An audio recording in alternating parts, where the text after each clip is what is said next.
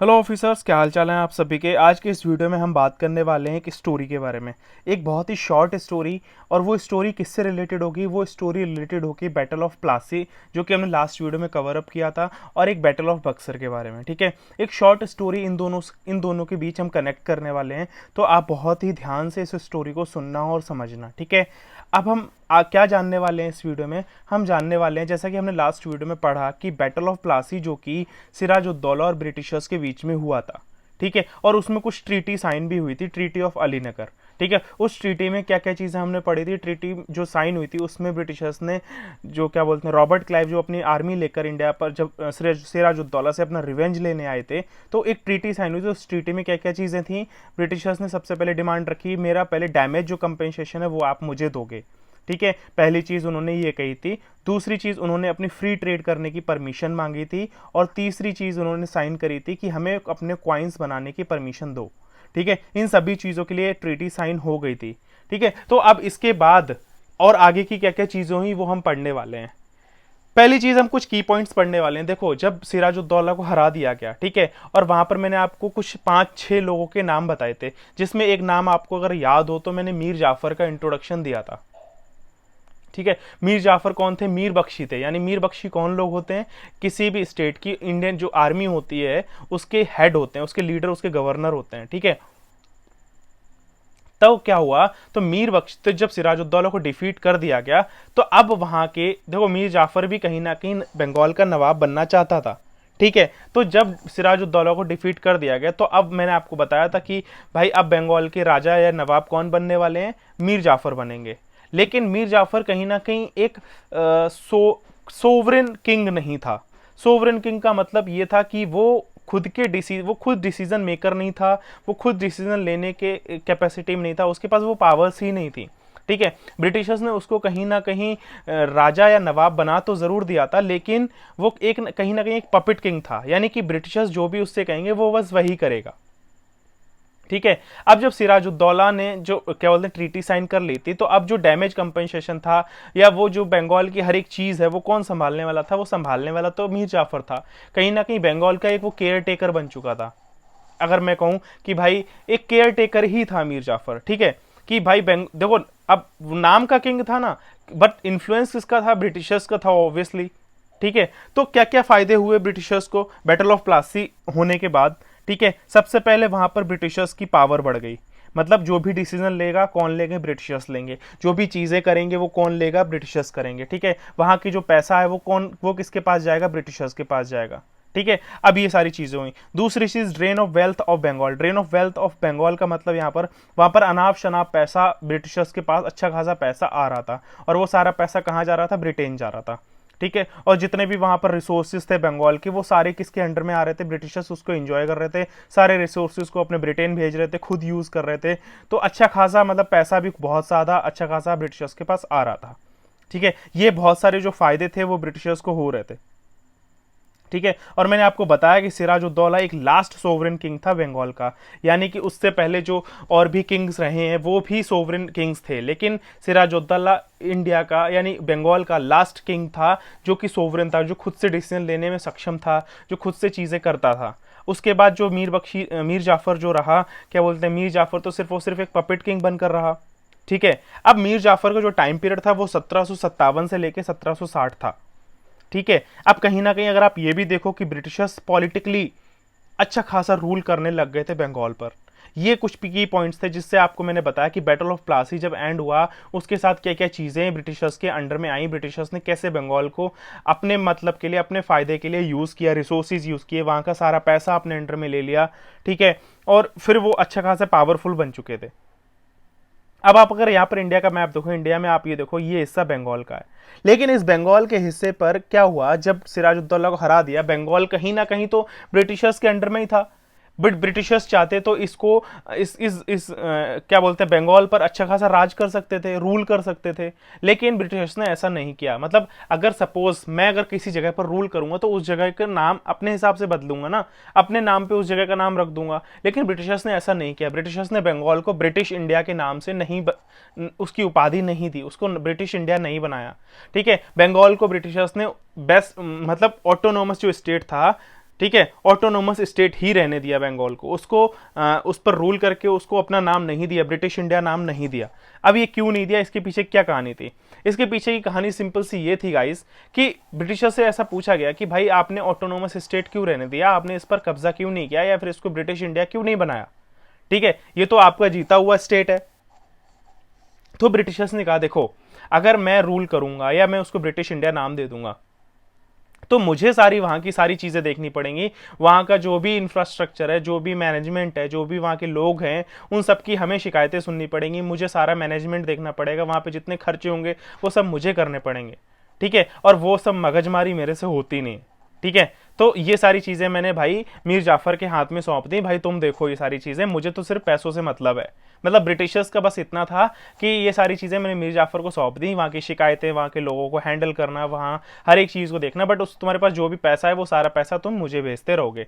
Britishers का बस एक ही मकसद था कि मुझे पैसे से मतलब है, बाकी मीर जाफर या बंगाल में रहने वाले लोगों के साथ क्या हो रहा है, क्या देख रेख कर रहे हैं, वो सारी वो जाने, मीर जाफर जाने। ठीक है, ब्रिटिशर्स को सिर्फ और सिर्फ पैसों से मतलब था, इसलिए उन्होंने उसको एक ऑटोनोमस स्टेट ही रहने दिया, इसलिए उन्होंने बंगाल पर कब्जा नहीं किया। और अगर आने वाला अब इन फ्यूचर अगर आप कभी भी इतिहास उठाकर पढ़ोगे तो आपको कभी भी बंगाल जो है ब्रिटिश इंडिया के मैप में नहीं देखने को मिलेगा। ठीक है, इसलिए उन्होंने कैप्चर कभी भी नहीं किया बंगाल को। उन्होंने वो देखो अगर मैं बात करूं, रूल तो भले ही मीर जाफर बंगाल पर कर रहा था, बट दबदबा जो है बंगाल पर वो ब्रिटिशर्स का ही था, इन्फ्लुएंस जो बंगाल था वो ब्रिटिशर्स से ही था, सिर्फ कैप्चर्ड था किससे, मीर जाफर से। ठीक है, अब मैंने आपको बताया कि ब्रिटिशर्स को सिर्फ और सिर्फ पैसों से मतलब था। जब उन ब्रिटिशर्स ने भाई अपने डैमेज कंपनसेशन का अच्छा खासा पैसा लिया था, करीब करीब 1.5 करोड़ के आसपास, ठीक है, अच्छा खासा पैसा लिया था। अब उन्हें कंटिन्यूसली पैसे से ही मतलब था, तो उनका जब भी मन करता था, मतलब जब भी उन्हें पैसे चाहिए होते थे, मीर जाफर को बुलाते थे और कहते थे मुझे और पैसा दो, और वो पैसा देता भी रहता था। बट ऐसा तो है नहीं कि ऑल टाइम सारा जो पैसा वो डिमांड में रखेंगे वो पैसा उसके पास हो। ठीक है, तो एक बार क्या हुआ, ब्रिटिशर्स ने उन्हें बुलाया और बोला कि आप हमें और पैसा चाहिए, हमें और पैसा चाहिए। तो मीर जाफर ने कहा भाई हमारे पास पैसे नहीं है। ठीक है, तो भाई ब्रिटिशर्स ने कहा कि अगर आपके पास पैसा नहीं है, मतलब इन शॉर्ट अगर मैं आपसे ये कहूं कि ब्रिटिशर्स ने ये कहा कि भाई मुझे पैसा ला कर दो। ठीक है, तो भाई अब मीर जाफर को भाई ये लगा कि यार इतना पैसा तो हम इन्हें ऑलरेडी डैमेज कंपनसेशन में दे ही चुके हैं। ठीक है, डैमेज कंपनसेशन में इतना ज्यादा पैसा दे चुके हैं, अब हम पैसा कहां से लेकर आए? तो मीर जाफर ने कहा या तो भाई मैं मर जाऊं या तो मैं इन्हें मार दूं, इसका समाधान यही है, वरना मैं इनको इतना सारा पैसा लाकर कहां से दूंगा।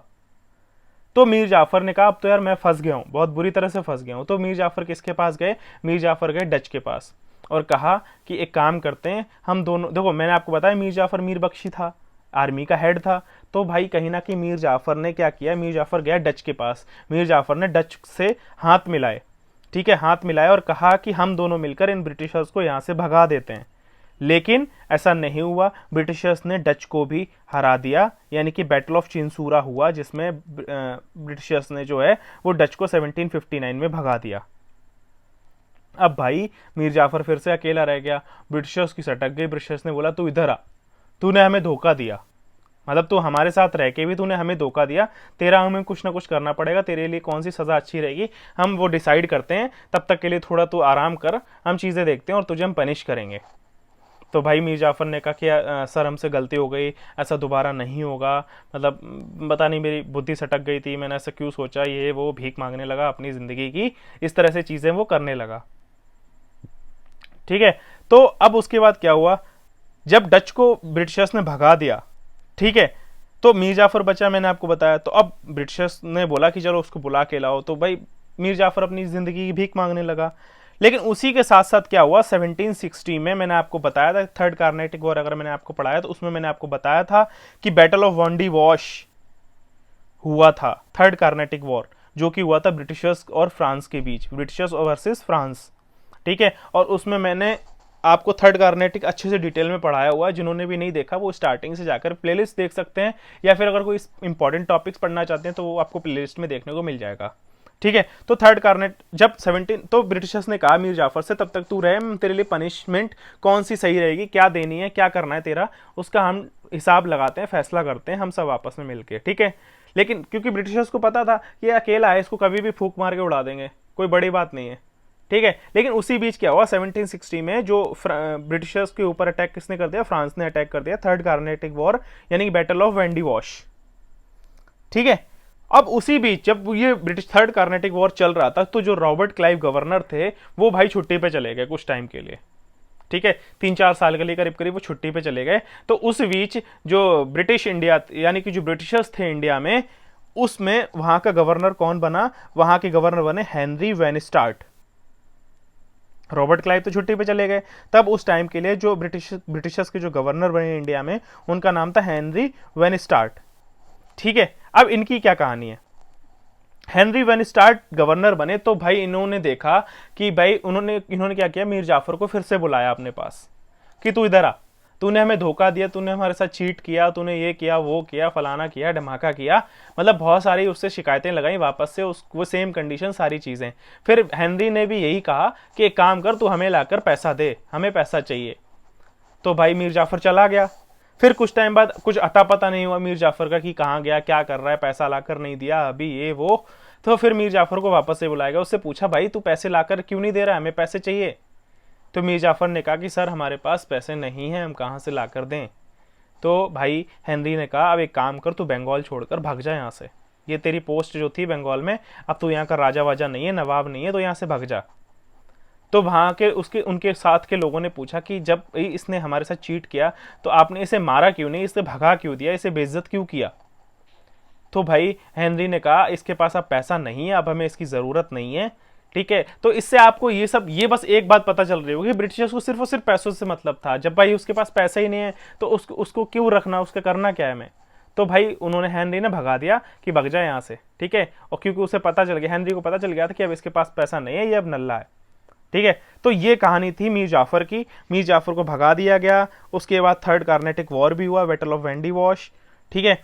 अब उसके बाद क्या हुआ, 1760 तक तो थर्ड वॉर भी हो गया, जिसमें फ्रांस को भी ब्रिटिशर्स ने भगा दिया था, ब्रिटिशर्स ने फ्रांस को भी भगा दिया था। थर्ड कार्नेटिक वॉर में भी ब्रिटिशर्स जीत गए थे। और ये आपको पता है कि फर्स्ट कार्नेटिक वॉर, मतलब ये मान लो कि सेकेंड कार्नेटिक वॉर के बाद सारे के सारे वॉर ब्रिटिशर्स जीतते चले गए थे, ठीक है। तो जब थर्ड कार्नेटिक वॉर भी ओवर हो गया, यानी कि फ्रांस को भी भगा दिया, डच को भी भगा दिया, सब लोग भाग गए, सारी ईस्ट इंडिया कंपनीज भाग गई थी, ठीक है। बंगाल पर भी अपना रूल कर लिया था, सब जगह पूरा ऑलमोस्ट ब्रिटिशर्स अच्छे से जबरदस्त तरीके से फैल चुके थे। तो क्या हुआ, मीर जाफर को 1760 में यानी कि भगा दिया। उसको जब पता चला इसके पास पैसे वैसे नहीं है, उसका कुछ नहीं हो सकता, तो जब मीर जाफर वहां से हट गए तो मीर जाफर का जो सन इन लॉ था वो वहां का नवाब बना बंगाल का। सन इन लॉ जो मीर जाफर का बेटा था उसका नाम था मीर कासिम। मीर कासिम ने ब्रिटिशर से कहा कि सर हम आपको पैसे देंगे, आप हमें बंगाल का नवाब बना दो, ठीक है। अब भाई ब्रिटिशर्स को क्या है, ब्रिटिशर्स को तो ऑब्वियसली पैसों से मतलब है, तो ब्रिटिशर्स ने क्या किया, उसे बंगाल का नवाब बना दिया और वही वो बंगाल को संभालने लगा, ठीक है। अब मीर कासिम, इसी मीर कासिम ने क्या किया, इसी ने क्या किया, शुजाउद्दौला यानी जो अवध के नवाब थे और मुगल नवाब जो थे, यानी और 4-5 राजाओं के साथ इसने पूरी स्ट्रेटजी बनाई, पूरे प्लान बनाया। और फिर एक वॉर हुआ और उस बैटल हुई, उस बैटल का नाम था बैटल ऑफ बक्सर, ठीक है। अब आप समझे कि बैटल ऑफ प्लासी के बाद की क्या कहानी रही, मीर जाफर की क्या कहानी रही, फिर उसका सन इन लॉ आया मीर कासिम, और उसके बाद ये जो स्टार्ट हुआ बैटल ऑफ बक्सर। तो मैंने आपको बताया था स्टार्टिंग पे हम एक स्टोरी पढ़ेंगे बैटल ऑफ प्लासी और बैटल ऑफ बक्सर की, ठीक है। तो बैटल फिर जब भाई मीर कासिम ने क्या किया, 4-5 राजाओं के साथ अपनी पूरी स्ट्रेटेजी, पूरी प्लानिंग करी और एक वॉर स्टार्ट करी, और उस वॉर का नाम था बैटल ऑफ बक्सर। और इस वॉर में भी ब्रिटिशर्स ने क्या किया, भाई मीर कासिम को हरा दिया, यहां पर मीर कासिम, ठीक है, मीर कासिम को हरा दिया। और इसके बाद बैटल ऑफ बक्सर के बाद ब्रिटिशर्स टोटली इंडिया पर रूल कर चुके थे और ये बन चुका था ऑलमोस्ट ब्रिटिश इंडिया, ठीक है। तो ये कहानी थी battle of Buxar, battle of Plassey की, और किस तरह से ब्रिटिशर्स ने अपने इंडिया पर रूल किया, मतलब कितनी बड़ी कहानी थी, कितना बड़ा इतिहास है, ठीक है। कितना दिमाग लगाते थे ब्रिटिशर्स। तो इसके साथ हम आज के इस वीडियो को एंड करते हैं, क्योंकि आपकी स्टोरी कॉम्प्लिकेटेड रही बट मैंने आपको बहुत ईजी तरीके से समझाया। ठीक है, आई होप आपको चीज़ें समझ में आई होंगी। अगर आपको कोई डाउट रहता है तो आप कमेंट बॉक्स कर सकते हो। अगर आपको स्टोरी में मज़ा आया हो तो आप हमारे इस चैनल को सब्सक्राइब भी कर सकते हो। मिलते हैं नेक्स्ट वीडियो में, तब तक के लिए जय हिंद, have a good day and bye bye.